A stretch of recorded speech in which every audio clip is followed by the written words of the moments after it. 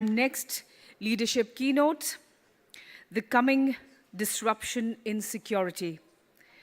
And this particular session is brought to you by Palo Alto Networks.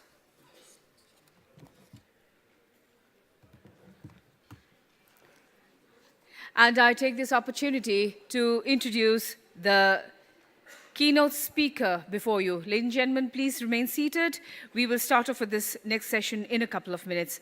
Mr. Sean Duca, he's the Vice President and Regional Chief Security Officer, Asia Pacific Palo Alto Networks. Before I invite him onto the dais, we will just take a couple of minutes to do the setup. There it is.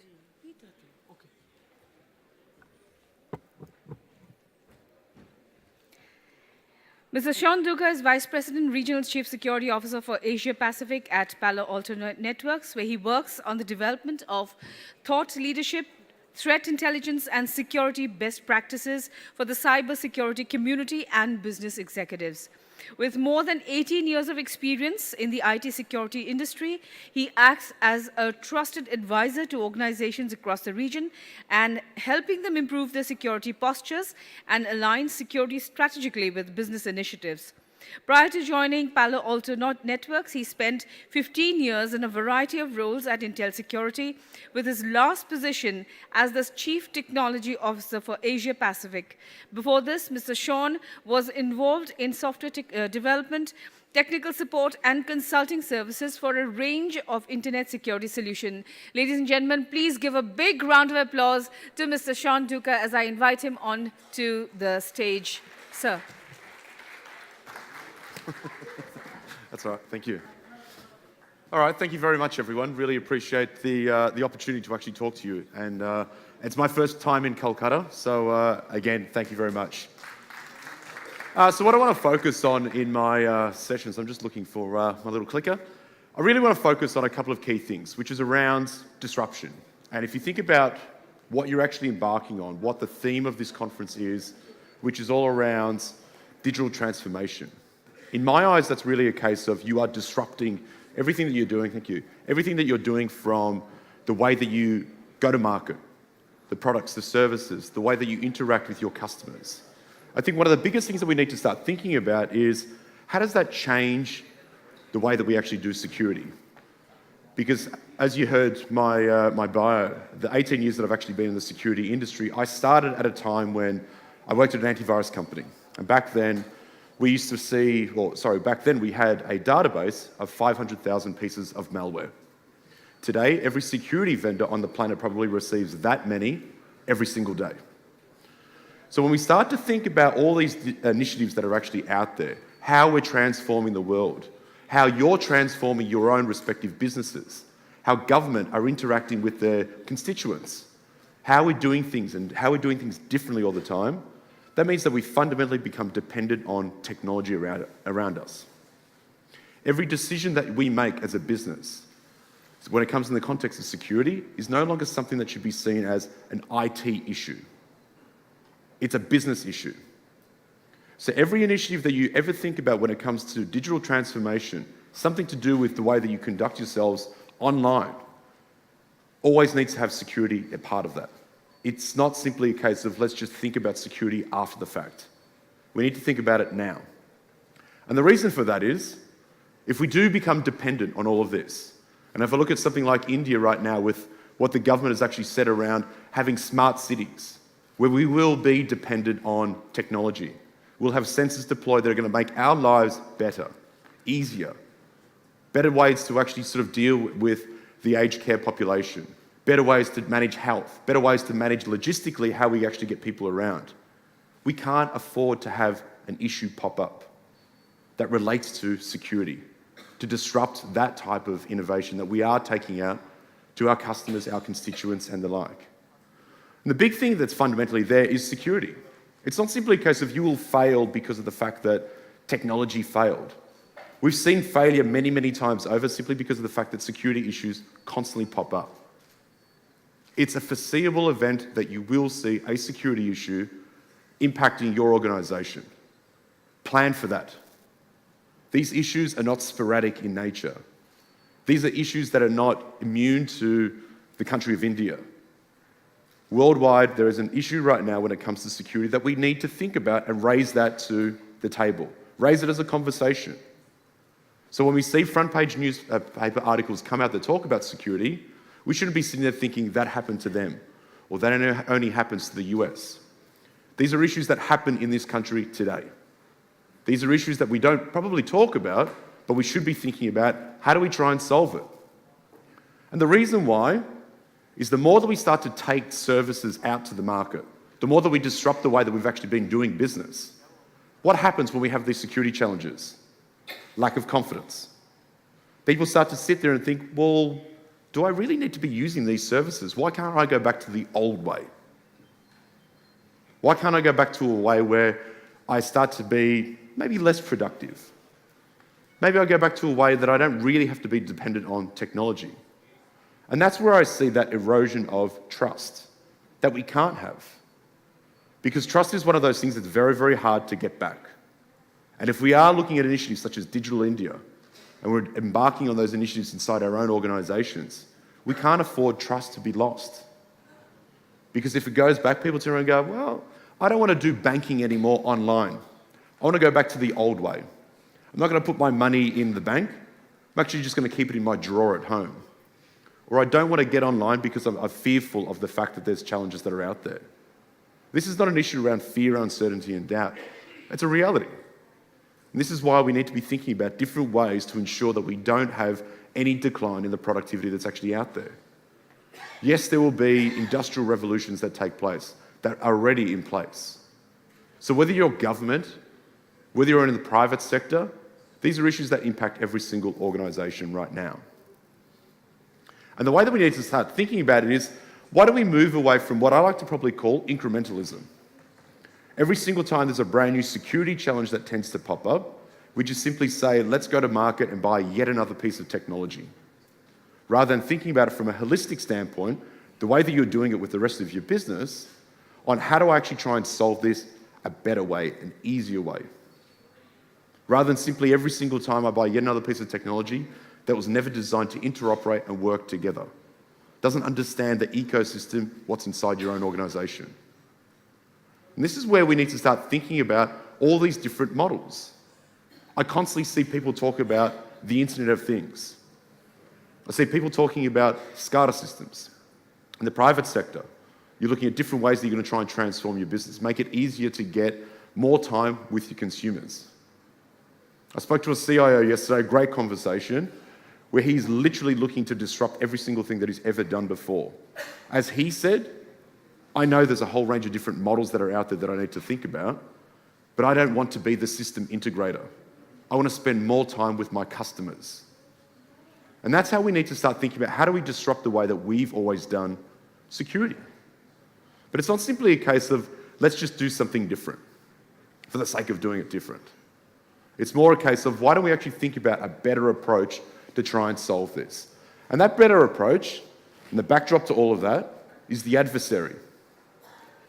And right now, the adversary, it favours them. With a declining cost of compute power, it makes it fundamentally easy for a cyber adversary to come after your organisation. Their cost of entry is very minimal. And the other challenge with that is, with the cost of computing extremely low, we are dealing with an automated adversary that's extremely highly automated. Yes, there are people that eventually will sit behind the keyboards that make a decision, but they effectively go off and program their computers to launch systematic attacks against our organisations. So when I'm thinking about the way that we disrupt our businesses, I also need to be thinking about this in the backdrop of how do I start to have machine versus machine dealing with these adversaries. Yes, I know that we've got a skill set shortage, but simply training 6 billion people on the planet to be cybersecurity professionals won't solve the problem on its own. We need to start to leverage automation and effectively have security working for us, not against us in that complexity model. The other aspect is when we start to look at the high rates of innovation that are constantly out there. And innovation is not simply a case of let me come up with a new way to stop the bad people from coming inside my organisation. I need to be thinking about new ways to try and innovate my business so I'm not spending time being the system integrator. I talk to organizations all across Asia Pacific and even globally as well. And I ask them all the time, how many security vendors do you work with? They say 20, 30. One organization in the US said 125. How do you manage that? And that's just security. So when we think about the way that we try and innovate our business, security just needs to be inherently there and try and make it as transparent as we possibly can every single time. There is no one single vendor that we can solely rely on to do this. And that doesn't mean that it's a case of I'm not a good vendor or that person's not a good vendor. We need to be working together. And I always think about it from the security context. A hit on one of us is a hit on all of us. So as vendors, we need to start working better together. So you should be thinking about what are the vendors that work in my environment today with the ecosystem of technology providers that I've got. And how do I start to scale out as opposed to adding more blocks on top of each other? And we also need to think about the way that we consume these services. For years, every single time there was a brand new security challenge that would pop up, 10 brand new vendors would pop up overnight and say, boy, do I have a solution that's going to solve your problem. And today, I think there's somewhere in the order of about 1,800 security vendors that are potentially knocking on every single one of your doors saying, I've got a solution. And think about that. I then have to go through the process to test, do a proof of concept, go to an RFP, do an expression of interest, work out who else is actually using the technology. I ask them the question of where do I actually get the best value out of this? And they say, put the box everywhere. Deploy the agent on every single endpoint. But that's not really solving a problem for me. That's incrementally causing me more challenges. So I need to think about the way that I consume technology today is the exact same way that I should be consuming security technology. It's a service. Think of it as software as a service. That's the model that we need to start to head towards. And for the innovative country that India actually is, the startups, that ability that the previous speaker talked about, failing fast, that's something that can basically be done here, where a lot of people have some great ideas. But when they have a great idea, they then need to build a sales and marketing organization. They need to work out how they can actually go to market, how they can actually start to sell a lot of these technologies. They need to work out how do they get that great algorithm and put that in a box to ultimately then deploy it inside your own organization. So let's make it easier for the developers to actually come forward and start to basically get a lot of this technology out to their own markets. Because at the end of the day, we will need to move away from those multiple moving parts that are out there. We can't afford to have the same process time and time again impacting our organizations. How do I start to remove complexity is something that I need to do every. So this is where we've been talking about it for a while, where we say you need to drive towards leveraging a platform. Platform is probably one of those things that I could say wholeheartedly, that's an overused term. I'm not a salesperson, but I can tell you right now that I look at a lot of literature that people talk about and say, boy, do I have a platform that's going to solve all of this. But when you dig a little bit deeper, it's nothing more than a number of cobbled pieces of technology where they've simply got marketing literature that says that they're a platform. You truly need to look at a way that a solution is natively integrated and working together, not 50 consoles that are cobbled together that require a lot more human effort. I talked about the complexity. I talked about the automated adversary. A platform starts to work better when solutions are natively talking together. That new model really needs to allow for further innovation to take place, because security, unfortunately, is a journey. We will never be able to put our hand on heart and say, you're completely secure. You may do today, but that changes tomorrow due to the dynamic nature. We need other ways that we can start to share more effectively threat intelligence at scale between public and private sector, between individual verticals inside the private sector. We need to start working out what the adversary does to one organization or to one vertical. It's a matter of time before they'll start to launch that against another system. That needs to be automated. I can't rely on a human to be inserted every single time to try and share that information. And I also want to flip the paradigm around and say, even though there's 1,800 security vendors out there, or you're an organization that has 120 different vendors, maybe there'll be a time that we say, I've got 400 security vendors, but I can turn it on or off because it's software. And it's easy for me to actually leverage that technology and get value straight away. but we have to fundamentally change the way that we deploy all of these solutions. So if I think about it in the context of how Palo Alto Networks have actually evolved our own platform, we've gone through 3 evolutions, currently going through our 3rd. Many of you may actually know that one of the big things that we tried to focus on and have successfully done, 10 years ago when we started shipping technology, we focused on really disrupting the network security market. We were a very, very small company that pitched a very small tent in the backyard of a number of incumbent vendors.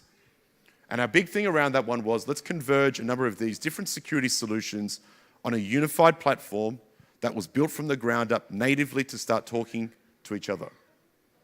Since then, we've amassed more than 45,000 customers worldwide in 10 years. We did what every single other security vendor did in half the time. And the reason for that is because the technology was natively built to be a platform.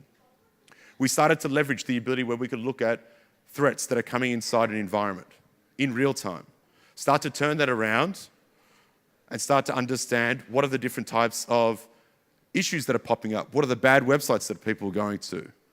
Seeing a brand new threat come up, automatically provide that to the cloud, get an answer back, and provide prevention controls to every single one of our connected customers in 5 minutes or less. No one else is able to do that still to this day. But then what we did turn around and say, it was about 4 years ago, we said, well, the world has actually moved on. Some people in the industry will turn around and say, well, the perimeter is dead. And I really believe that you've now actually got plural. You've got perimeters. Your data is in many different places. It's no longer confined to one data center. It's everywhere. But then you also started to have more endpoints. We started to look at things such as smart cities, more IoT devices that were constantly popping up on our environments.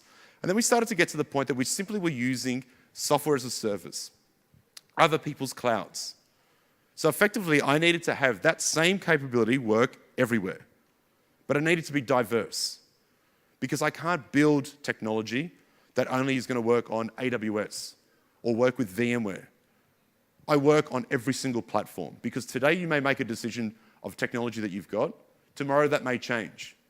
There may be another cloud provider that comes around that disrupts the way that you do business.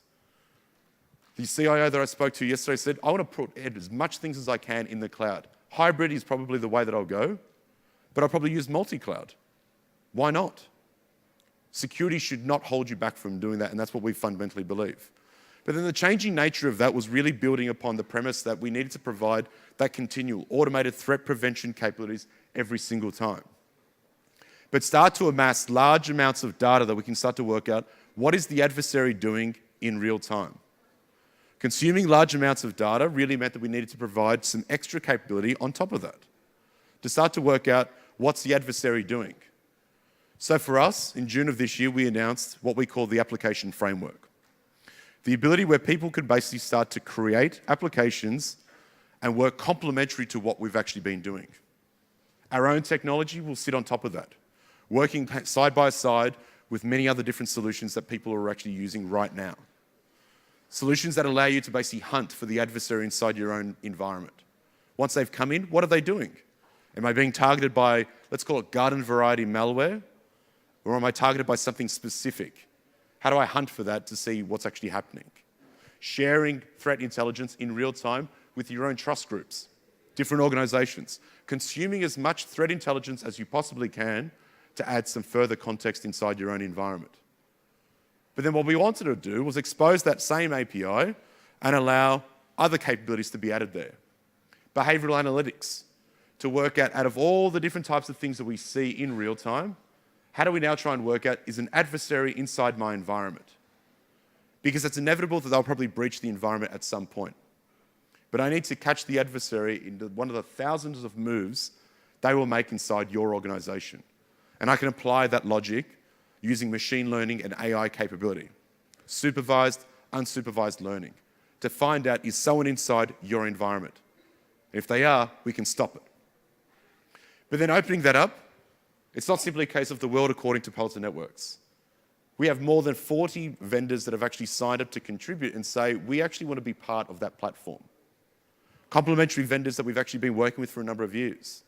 Number of different vendors, some of the vendors that are actually partners in this room as well, that are actually writing applications to work in that framework. we also, in true spirit of ecosystem partnership, we've opened it up to our competitors. Because fundamentally, there needs to be an easier way to consume security technology. We'll also provide that software development kit for people to start to create their own in-house custom applications, or for the budding developer that's actually here in India or any other part of the world to start to create applications for the platform. Because it's not simply a case of, let's just simply build technology always from one place. Yes, I can actually solve a fair few of your security challenges, but there's other security challenges out there that some of my partners can actually provide protection for. Or some smart people that are sitting there thinking, I've got an amazing algorithm, a new way to try and stop an attacker, or a brand new way to visualize what the threat actually looks like inside the organization. And this is where I can start to get to the point of saying, write an application, have it sit there, and effectively I become the marketplace for security software using this framework. An easier way to start to consume technology. And ultimately to try and break from this model of, I'm scared of actually using so many pieces of technology, and consolidation is the key. I think consolidation is an outcome, but I should be looking at the outcome of how do I just simply get more value out of the technology that I use. So when you're embarking on your journey of transforming the way that you interact with your customers, interact with your citizens, if you're in the public sector, this should not be a cause for concern. It just simply means innovation becomes rife and I can simply get value instantly. It's software that I can start to turn on. And this is where I always believe that we need to flip the whole model on its head. Radically change the way that we consume technology. Technology should not be technology should not be a set of solutions that you simply deploy. They should be a set of technologies that you consume as a service. Get value out of it? Great. Don't get value out of it anymore? Turn it off. And simply pay for what you use. The same way that you would move to cloud these days, have security work the exact same way. That's partly available right now. But this change has to happen. We need to think about different ways. We need to be able to make it easier for you to go out there and say, I can be secure. Whether I use AWS, Azure, any other type of cloud platform that's out there, I have a hybrid approach, I start to use a range of different things. The change is now. And ultimately, it's incumbent on all of us to start to understand that cyber risk is a business risk.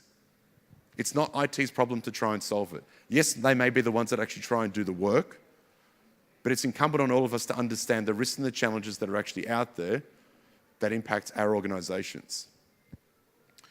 So with that, thank you very much for your time. Keep on thinking about different ways of trying to disrupt the way that you do business, but ultimately think about every single time you have an initiative that's focused on disrupting the way that you do your business, there is a security challenge or an implication that you need to be thinking about that is paramount.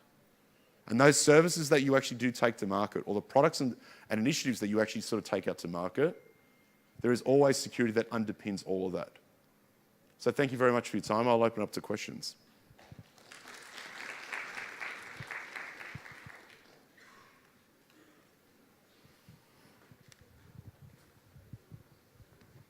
Yes, right in the front here.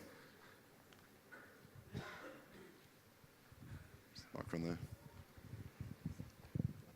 Thank you, Sean. Thanks for the wonderful insights. Now, I have a small anecdote to share. For example, my wife is scared of lizards. She hates them. Now, but we also have a lot of flies in our home. So the other day, a lizard got into our home, and it started eating up all the flies. And then I turned back to my wife and said that, see, the lizard solved the problem. Yep. So not all adversaries are real adversaries. They can be your friend. They can solve other problems which you have.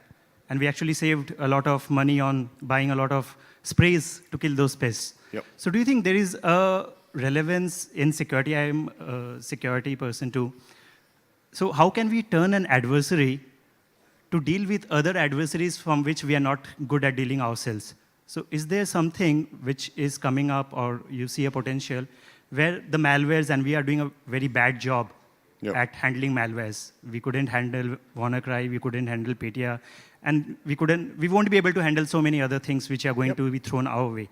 So do you think there is a potential to partner with them and deal with a bigger problem which might come our way? Because if we can't beat the enemy, befriend the enemy. So do you think I don't think there's a way that we can partner with the adversary. The adversary's usually got three objectives in mind, and that's either to steal your information, prevent you from getting access to it, or destroying the data. One of three things. And the way they'll actually go about doing that is, yes, it's inevitable that someone will probably come in. But what I fundamentally need is a couple of key pieces. One, in the world of security, I guess one of the core tenets is if I can't see it, I can't control it. So when you think about your own organization right now, can you see all the threats and challenges that are coming inside your environment? Malware is a threat. It's not the only threat. If I think about it right now, malware comes out all the time that simply is not running a piece of code. They're called fileless attacks effectively. So there's nothing to scan, so to speak. So what do I do? That's where I need to start thinking about a different way of security, which is all about how do I reduce the attack surface? So if I think about using your analogy of the lizard and the flies coming in, hopefully the first time I'll try and use this analogy. If there's if you've got bowls of fruit everywhere, that's effectively, let's call it the honeypot of where a fly would typically want to target. So how do I ensure that I can reduce the attack surface? The way that I do that is, don't leave your fruit lying around everywhere. Have a better understanding of where you actually keep your fruit, which analogous to that would be your data. Who actually wants to eat the fruit? My users, your family. How are they going to go about doing that? They're either going to call out, Mum, can you please get me some food? Or they're going to walk up and get it themselves. So reducing the attack surface is really about, one, having an understanding of where the actual data is, who the applications are, who the people are, and the users that are actually accessing that.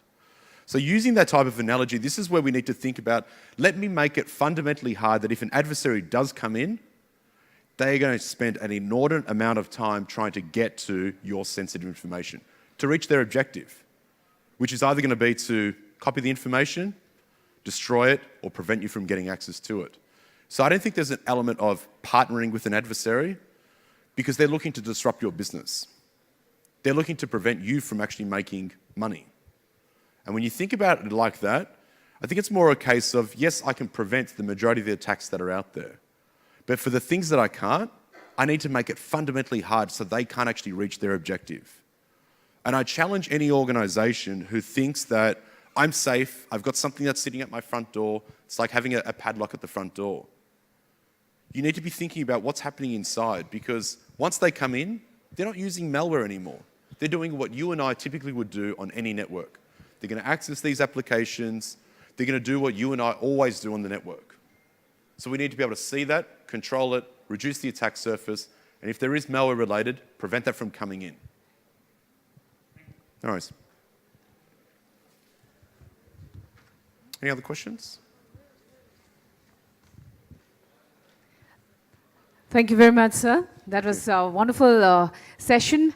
May I now request Mr. K.K. Mahapatra, Organizing Secretary and Associate Vice President, INFOCOM, and Chief IT Advisor, ABP Private Limited, to present a memento to Mr. Sean Duca. Please give a big round of applause to Mr. Sean Duca for this very interesting session. Thank you very much, sir.